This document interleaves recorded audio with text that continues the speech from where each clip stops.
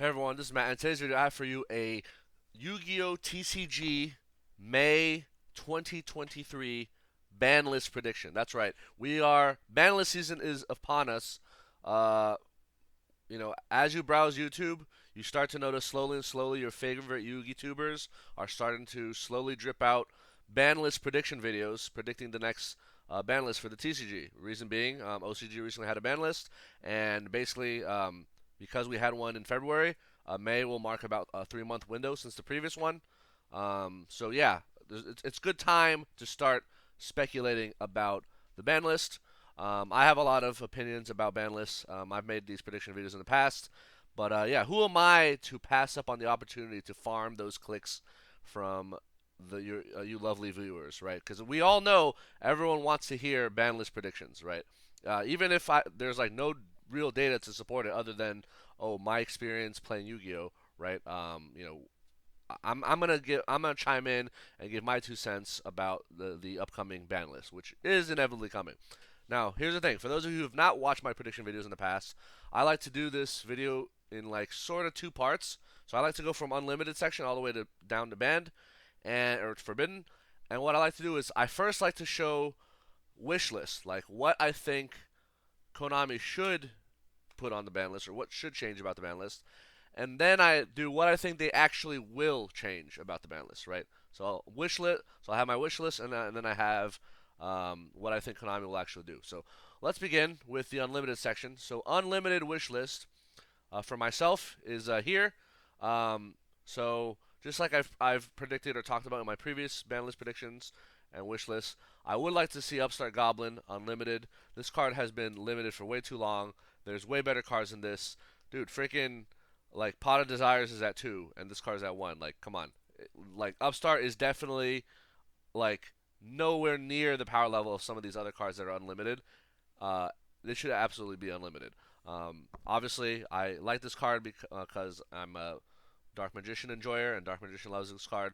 Sky Striker's gonna like this card, but then again, Sky Strikers have been mostly invisible recently. Most of the decks that like this card or would play this card are pretty weak, non-existent, rogue at best. Not really an issue, right? So I think this card can come back to 3. Now, whether or not I actually think Konami will put it to 3 in the next ban list is another discussion. I'll get into that in a bit. But I think it should come back to 3. Similarly, Call by the Grave can come back to 3, and I think Maxi can come back to 3. Call by the Grave at 3. Um, like, it's been at 1 for a long time, and I feel like the last few formats, Kashtira and format, and also Tier Limit format, Call by the Grave hasn't really done much of anything. Even in Tier Limit format, where we literally had like the main deck of the format, like activating graveyard effects, a lot of people didn't even bother with Call by the Grave because they would rather play Bestials or rather play other things that can disrupt the graveyard, right? Like even Ghost Bell was preferred to Call by the Grave. So I don't know. I just don't think Call by the Grave is as high impact, especially since hand traps are just not as high impact as they used to be, right? A lot of people prefer to play blowout cards like Triple Tactics Thrust, Dark World No More, evenly matched, right? Hand traps kind of falling out of favor. And I don't think they're as necessary. Like, oh, everyone's got to run X many hand traps. Like, I don't think it's as necessary anymore. So I think call by can probably come back. I know a lot of people will hate on me for this, but I mean, I just don't see the card as that big of a problem. The OCG has had it at 2. It's been at 2 in the Master Duel for a while, and I don't think it's a problem. And you might say, oh, it's at 2 because Maxi. Well, I mean, I have Maxi on this list, so yeah, if I say Maxi can come back to 3, I think call by should come back to 3. You should not take one without the other. Obviously, like if you bring Maxi to 3, you should bring Call by to 3. Maxi to 3. For the lulls, it's at 3. The OCG's at 3 at the Master Duel. TCG, catch up with your counterparts. I know a lot of people are gonna complain about this and be like, you don't know what you're talking about. Maxi's cancer, blah blah blah. But I think it's kind of funny. Like I'm gonna. By the way, before if you're wondering if I'm gonna say the line, you know that Bart Simpson meme. Oh, say the line, right? Yes, I'm gonna say the line. Maxi keeps combo decks in check. Lol. So I said the line. There you go. You can meme on me about it. But here's the thing, folks. If you are a combo deck versus a control deck, let's say Labyrinth versus I don't know Dragon Link, Maxi does nothing to you, like if you're Labyrinth, but it does a lot against you if you're Dragon Link. For example, right? I'm just saying, like, yeah, combo versus combo, like you can set up your full board in a Maxi anyway. So if I'm open, if Komani wants to errata this card, just say, oh, you can only activate it if you control no monsters, for example, right? Just saying, like, it's. I think this card can come back, errata or not. Um, you know, I think it's fine. OCG has it. Master Duel has it. Both super playable formats. But yeah, obviously I would also advocate call buy back to 3. Recital Starling. I don't like this card. I preferred it when it was limited, but I mean, I guess since they don't have access to Barrier Statue, they don't have access to the Simorgh, the Link 3 Simorgh monster. I think this card is fine. I don't think Bird Up is really much of an issue. Maybe it'll become an issue if it once the other decks get hit. I mean, I like honestly, I thought this card should have stayed at 1 back when it was limited, but then they semi-limited, which means that most of the time when you're playing against Bird Up, they make 2 of these per turn. So when they brought it back to semi-limited, they might as well have just unlimited it because this card semi-limited doesn't matter. Like it might as well be unlimited. So yeah, it came back semi-limited, did not make much of a splash. I guess Bird Up like became a playable deck or whatever, but point is this card didn't do much, right? So I think if it's fine at 2 now, it should be fine at 3. So yeah, I think this can come back to 3. So those are my wish lists. Obviously, I'm not gonna, if I was a bet man and I would have put money on, I would not put money on the May 2023 TCG ban list having Maxi and call by at 3. Obviously, I'm not delusional. I'm just telling you what I think should come back. Now, Upstart Goblin, I mean, come on, Konami, if you're watching this video, put my boy back at 3. Come on, it's Upstart, right? It's such a harmless card, right? All right, so let's get into what I actually think will be unlimited. So I actually think it's more likely, if I were a bet man, that they're going to put Pot of Desires back at 3. To be honest, I think it should have stayed at 1. In fact, if you go back to the area, the season, or I think it was last year, whatever. Whenever Pot of Desires was first limited to 1, before that limit happened, I predicted that Pot of Desires should go to 1. I called for it going to 1. I said this card is way too good. It needs to be at 1 because it's essentially decks that run this card just get a Pot of Greed. Just here's a Pot of Greed, right? And that can be problematic. So then Konami did the right thing and limited it to 1, but then they randomly semi-limited the next list, which is like, why? So knowing Konami and their illogical use of the ban list, it's very likely that because it's sitting at semi-limit, Konami doesn't like leaving things at semi-limit very long. This is more likely to become unlimited than go back to limited or stay on semi-limit. Honestly, the only card that should be semi-limited is Malicious. And in fact, in the TCG, unlike in the OCG they use the semi-limit list a lot. In the TCG, like Konami basically uses the semi-limit list as a stepping stone or a waiting room of a card going from 3 to 1 or 1 to 3, typically, right? So this was previously at 1, now it's at 2. I think if I were a bet man, I would say Konami is going to put it back at 3. But I think that's a mistake, and I think that it should go back to 1 and stay at 1 forever. Like, this is essentially Pot of Greed, like, for so many decks. So, and then same logic as Recital Starling.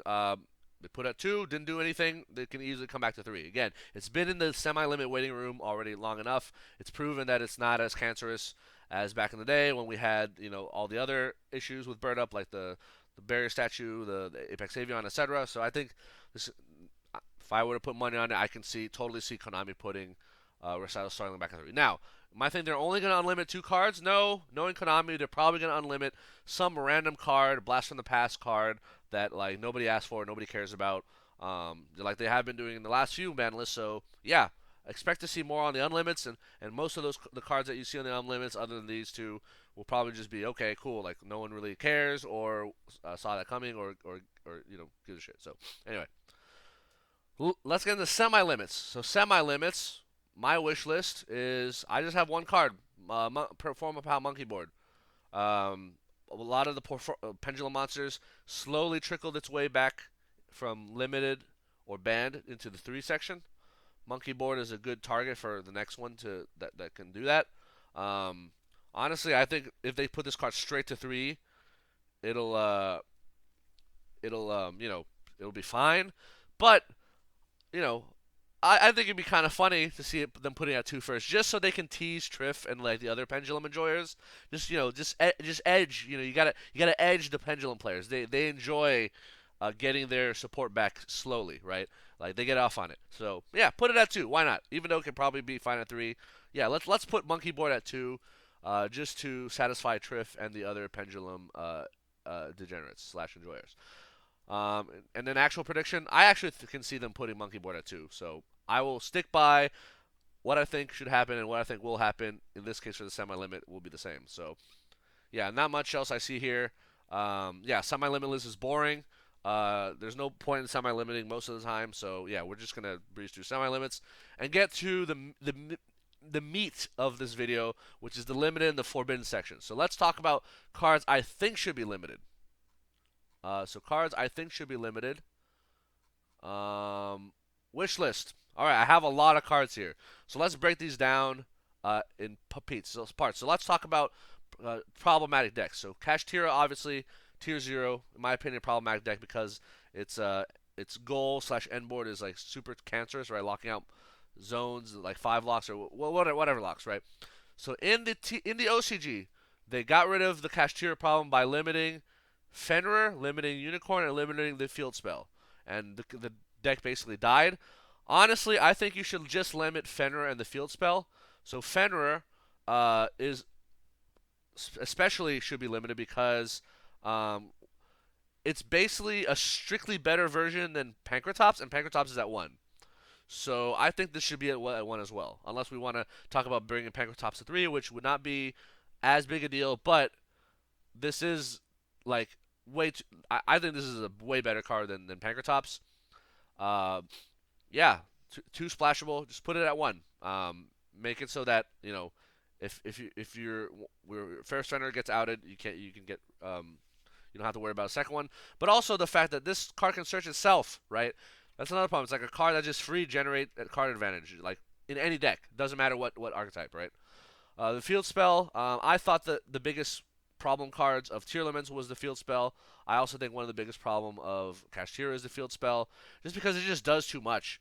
Search is a thing, increases the attack of your monsters by crazy amount, and it gets you like some free pops, like basically every turn, right?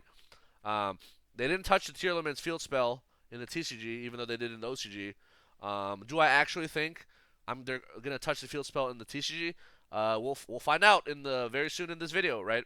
But yeah, I think limiting these two is a good first step on addressing the Kashtira problem, making it so they're not as dominant. Before, they're not as dominant as tier. Obviously, they're not as dominant as tier, but yeah, obviously the format is more diverse than when we were in tier. However, if you look at the last YCSs, Kashtira is still made up like 50% of top cuts or like even more, which in some people's definition is technically tier 0, right? What is the definition of tier 0? More than 50% of a representation deck is represented in the top cut. Maybe I don't know. You can define it however you wish. But after seeing the breakdown of how many Kashtiras topped the YCSs that happened recently, it's pretty alarming, and it's arguably a tier 0 status, even if it's clearly not as absurdly busted as tier limits, right? So yeah, I think they should do something about Kashtira. Speaking of, speaking of toxic decks, Runic. So this Runic engine has had its fun. I think they should limit Runic Fountain and Runic Tip to 1. Yeah, these two cards are probably the most annoying. Obviously, the field spell is the most annoying of all because it's not once per turn, so they can Runics can potentially draw 3 or even up to 9 off of it, right? It's just a little too much, right? If it was once per turn, it would probably be okay to leave at 3, but even so, it's like the fact that it's so searchable. Tip can search Fountain. Wings can search Fountain. There's so many ways to search it, right? Putting it at 1 makes it so that if you get Cosmic Cyclone, that's it. Ain't no coming back. You finally killed this freaking stupid archetype, right? But it right now, Runic is just low risk, high reward. Whereas putting Tip and Fountain at 1 will make it high risk, but high reward. So yeah, I think that's the way it should be. Yeah, honestly, I mean, I've alluded to this in some of the other videos. I think Runic was a failed experiment in League of Legends brain. Konami trying to create a viable deck out strategy because it's just it's so poorly designed. Like there's so many better ways they could have made a deck out strategy viable. Um, yeah, this was not one of them. Just attaching, banishing random cards on top of your opponent's deck to like 20 different card effects is not the way to do it, in my opinion. So yeah, tip and Fountain of One. Uh, will it? I mean I don't think it'll kill. Like it'll still like if we do this, Runic will still be splashable. Like Runic Destruction is still a really good card, right? It's like arguably better than like Space Typhoon, right? Like Runic uh, Flashing Fire or whatever, the one that negates is arguably better than like a Forbidden Chalice sometimes or an Imperm, right? So it's not crazy, right? And all the Runic cards can still generate you fusion monsters.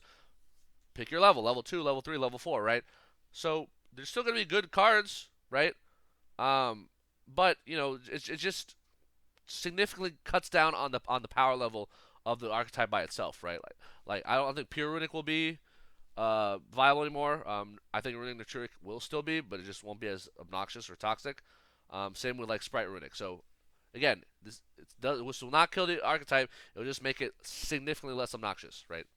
Because it's just not fun to play against. Like that's the thing with a lot of these, like Kashtira and Runic especially. They're two archetypes that were like designed to be not fun to play against. Like, and even arguably, like, is it really fun to play as? Like, I don't know.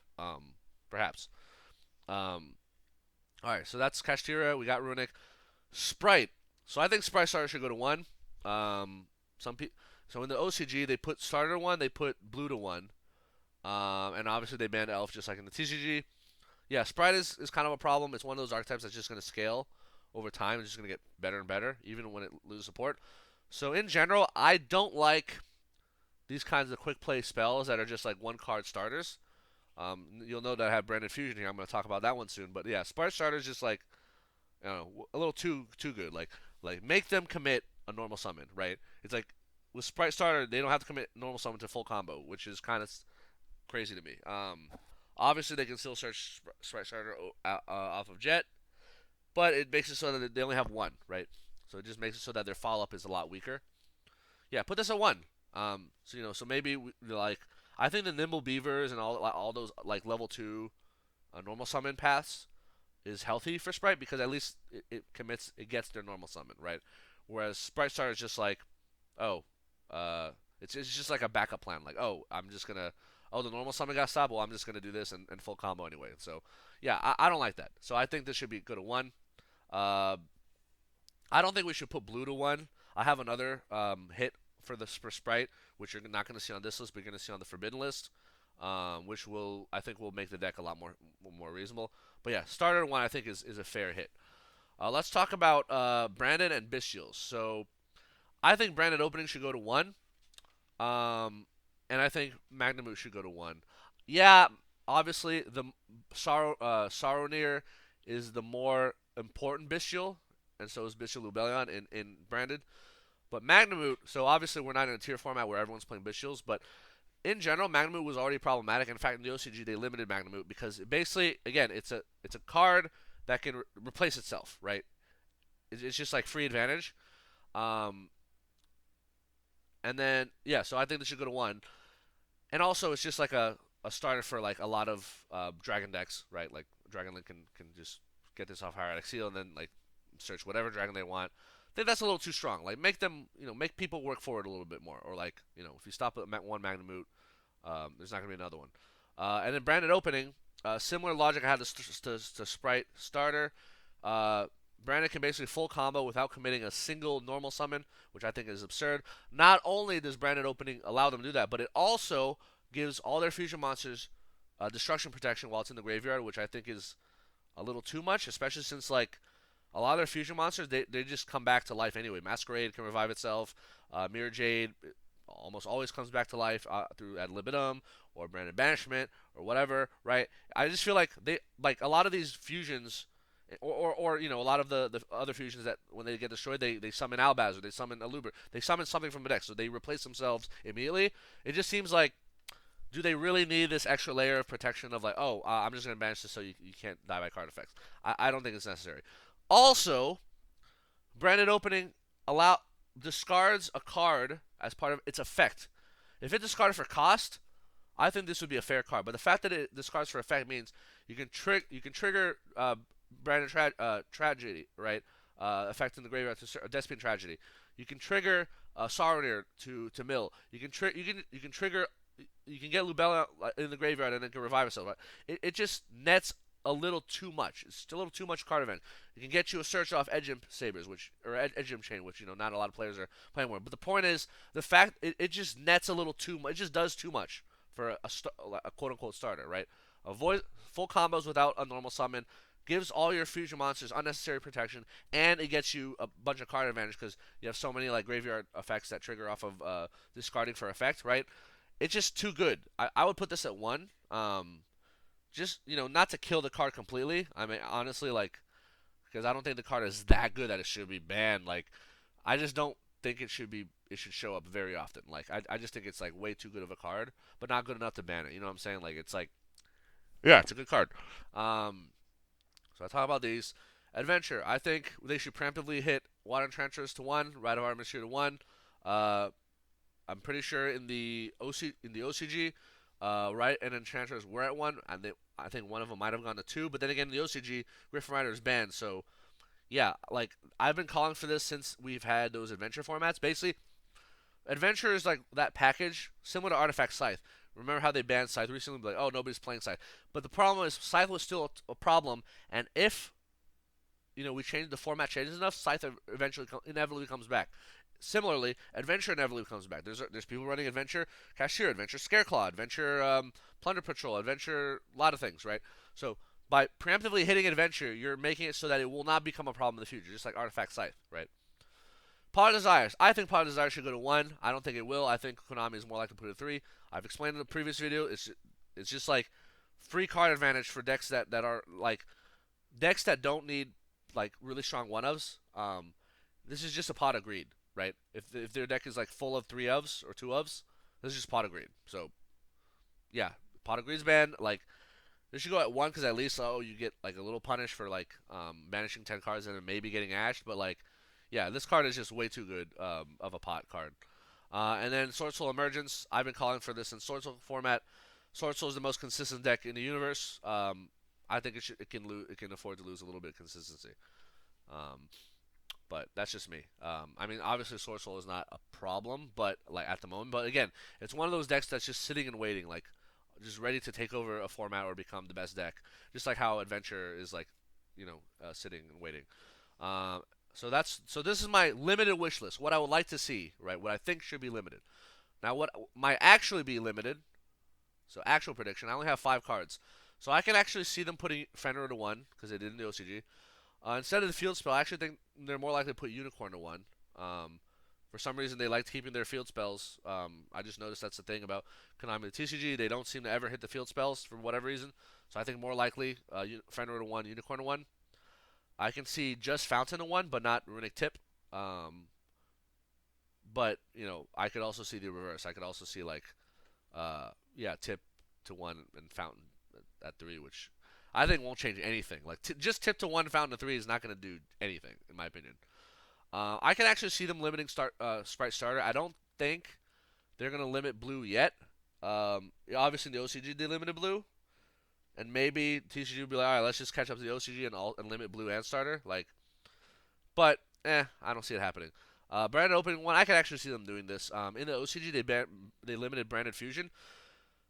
I have mixed feelings about limiting Branded Fusion. I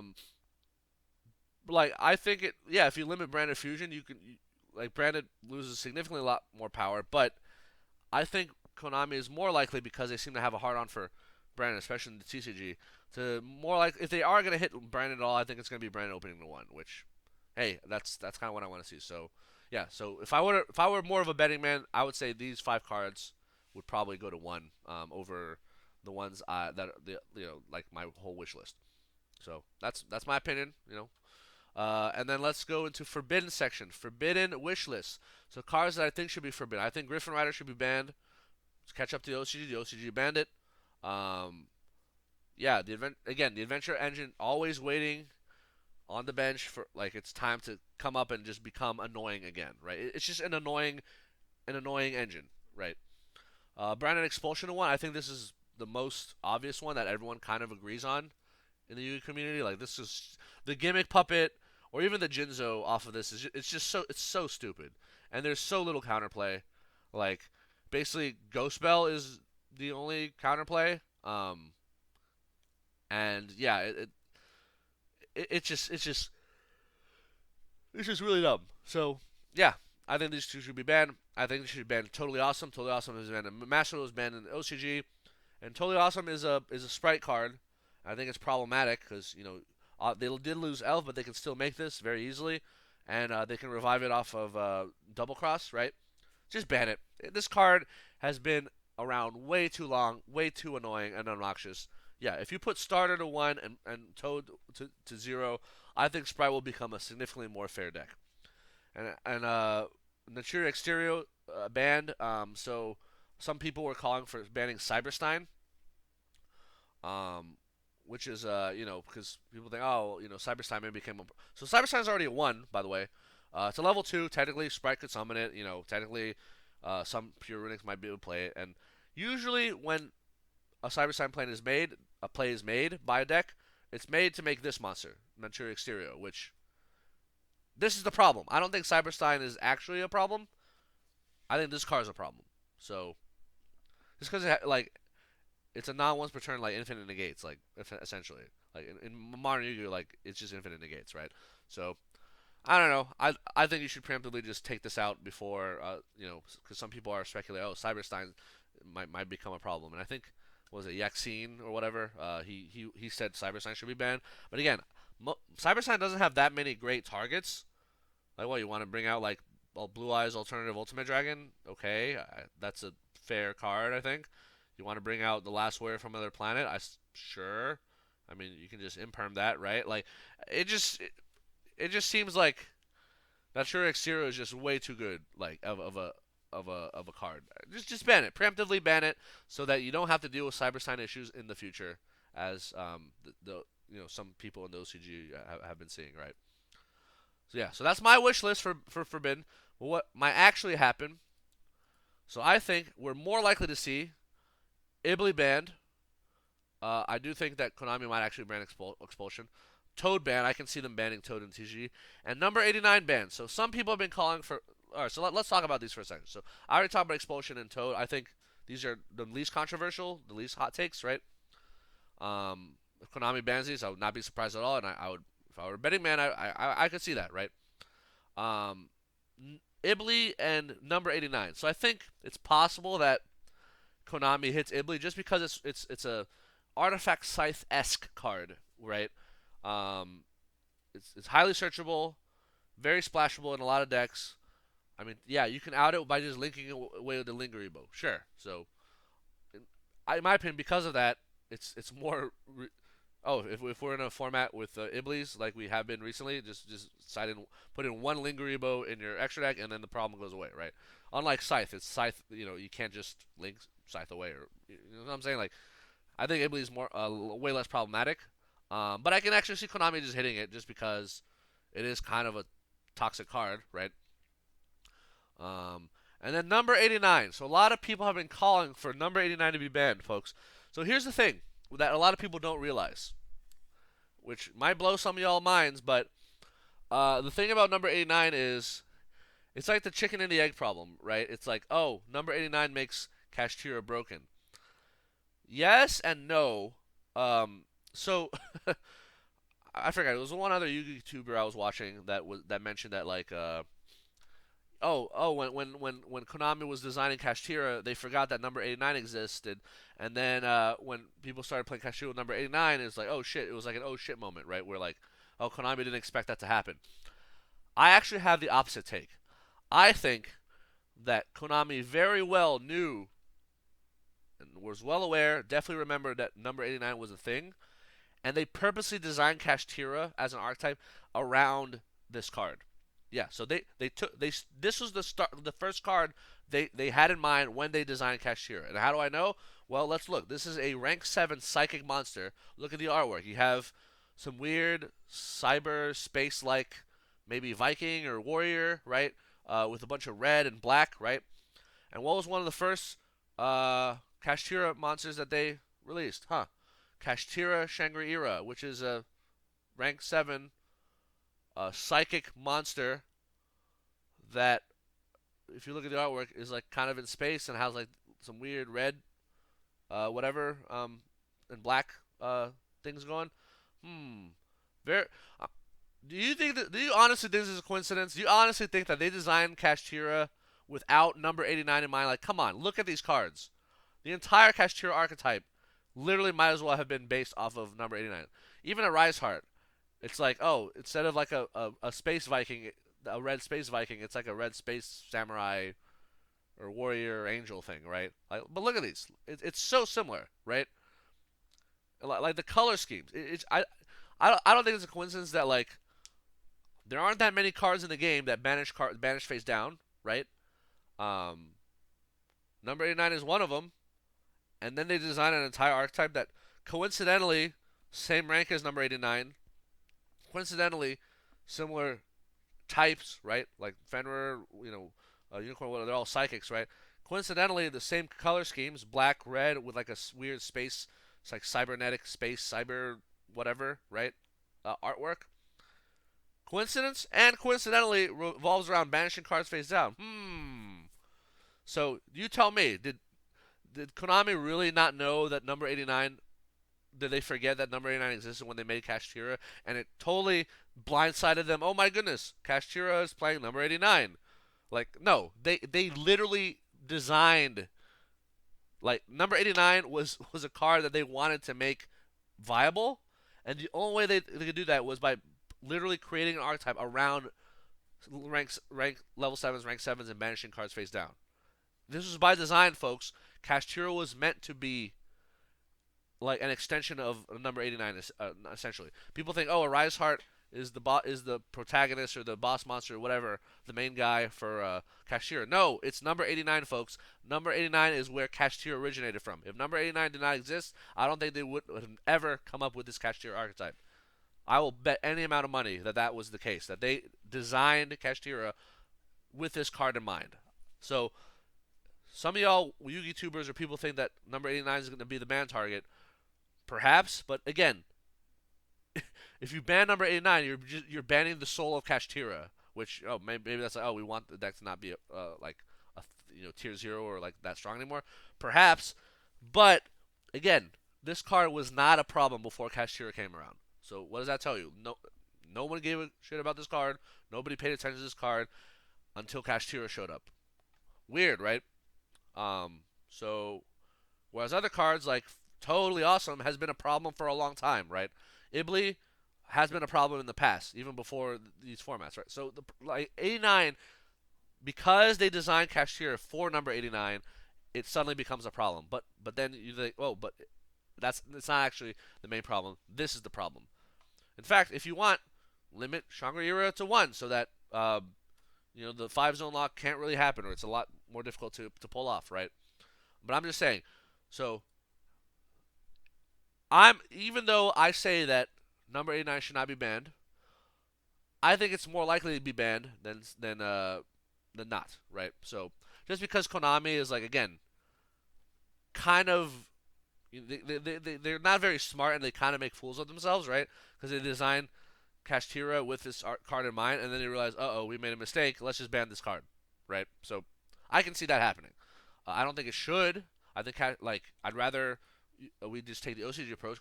Number 89, the OCG, I'm pretty sure is at 3, right? They limited Unicorn, Field Spell, and Fenrir, and then Kashtira went away, so it was no longer a problem. I think I'd rather do that than ban number 89, especially since again, by itself, this card is not that good, right?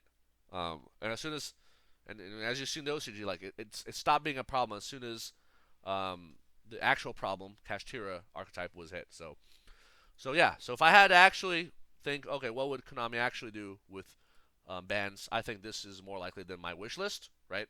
But I would still like to see them do something preemptively hit Adventure, preemptively hit Natura Exterior. But yeah, I think me and a lot of other people are probably in agreement that Brand Expulsion is like probably the most likely card to get banned, just because of how completely BS it is, right? Plus, isn't Konami correct me if I'm wrong, in the Cyberstorm Access or whatever the next set is, isn't Brandon getting new support, which is basically a monster that performs Branded Expulsion, like, or the same effect as Branded Expulsion, but because it's a monster, it's you can negate it more easily, right? So problem is, yeah. Regardless, this card needs to go, in my opinion. So, all right, that's my ban list prediction. Let's see how right I am when May rolls around, but yeah, feel free to comment down. Leave your thoughts about the things I talked about. If I forgot like an important card, I'm recording this late, and again, you know, this wasn't like a video I spent a long time thinking about because it was just like one of those things where I noticed other YouTubers were making these ban list predictions. So I decided, all right, let's make one too. Let's get in on that sweet clickbait / click farming strat thing. So, but some of these cards I have thought a lot more about, such as Upstart and blah blah, blah, etc. And yeah, obviously I've played in the recent format, so I'm pretty experienced playing against these decks. I'm familiar with how they work. So yeah, but I like, for example, I wouldn't say I gave this as much thought as like my deck profile or like my prep for YCS or this or that, right? But yeah, still fun to do predictions. Obviously, can't really tell the future. But yeah, good to engage the community and like just get a feel for how people are feeling and thinking about the state of the game and how the game should change going forward. So anyway, thank you all for watching. I hope you enjoyed and learned something. Please comment down, engage with me, tell me how wrong I am, so that I can tell you how wrong you are, and then we can both be wrong together. So, all right, see you in the next video. Peace.